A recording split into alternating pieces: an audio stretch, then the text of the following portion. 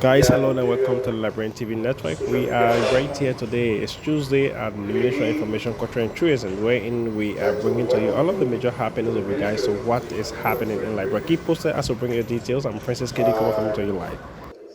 Mr. Limit Market PI is engaged with all issues of national concern. And so I will address this presently on behalf of the government of Liberia. Let me welcome members of the senior management team of the Ministry of Information.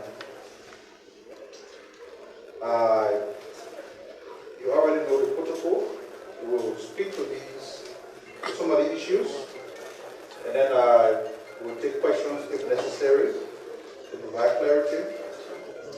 But I'd like to begin by asking you to please put your cell phones on silent. We cannot continue to repeat ourselves at the start of the press conference. You have all of the time to set your gadget in place. You also have to put your phone on silent.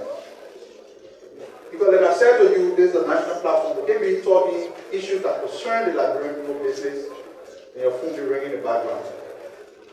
Maybe we'll have to discuss this beyond the scene with the leadership of the Reporter Association here.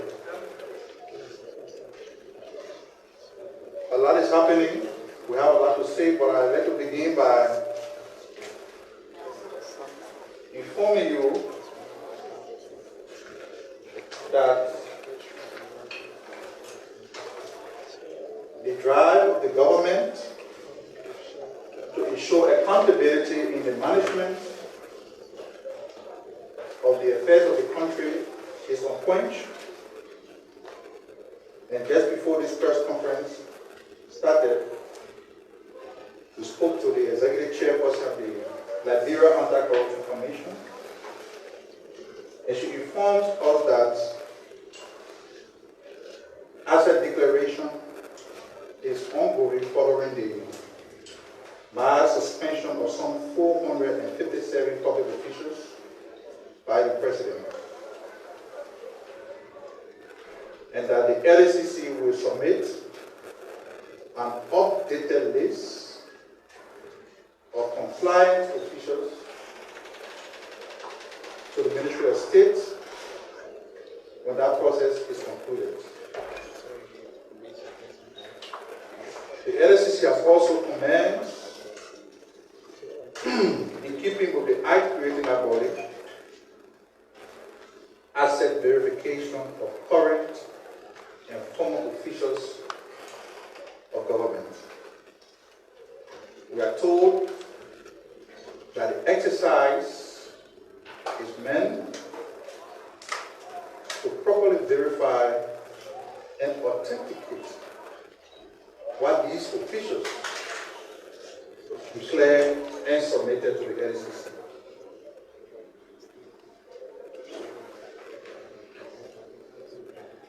Also, the Liberia National Police has spouted the court Officer Wema Masale.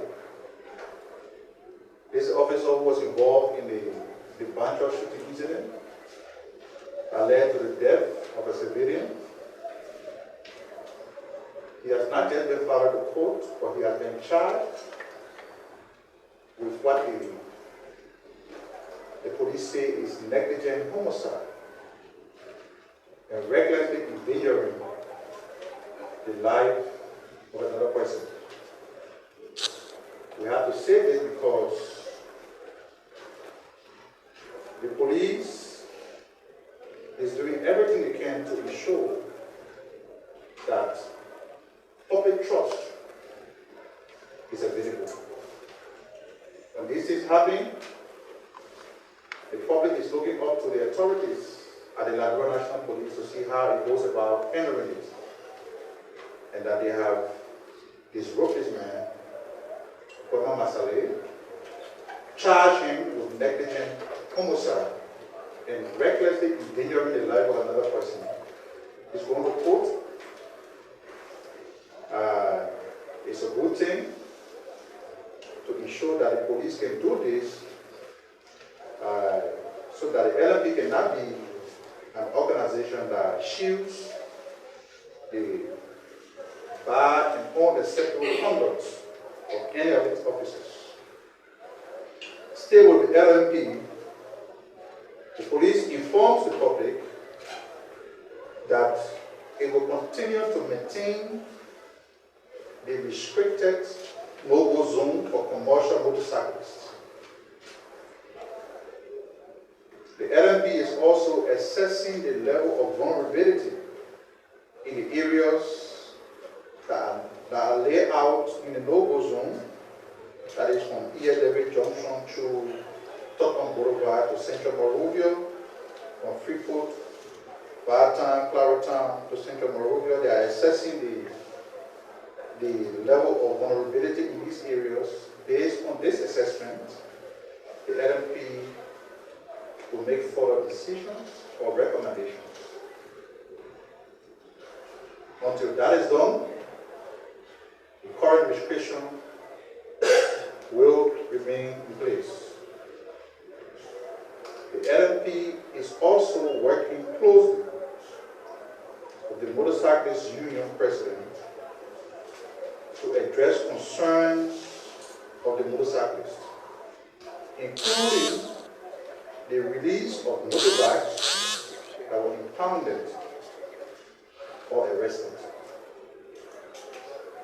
This effort is a manifestation of the commitment of the police to collaborate with the motorcyclists and ensure their safety and welfare.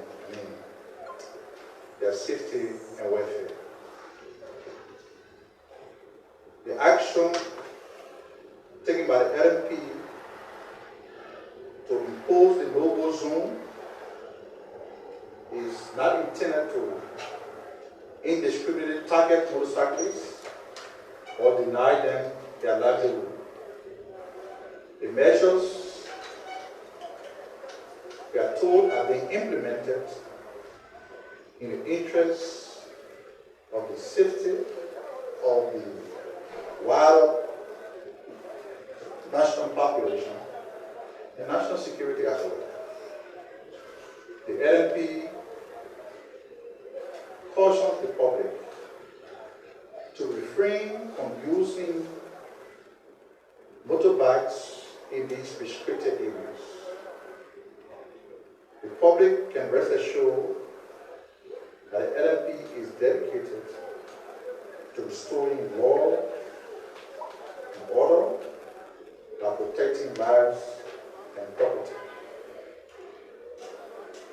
Additionally, the LNP has commenced the issuance of asset passes for businesses, NGOs, and other non-commercial motorbike users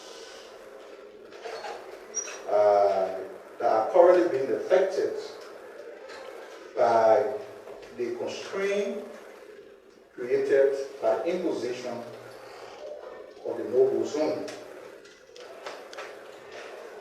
Still at the LNP yesterday, we witnessed the appearance of individuals the LNP consider as person of interest. And usually, from time to time, we have to clear the air on these issues to avoid speculation.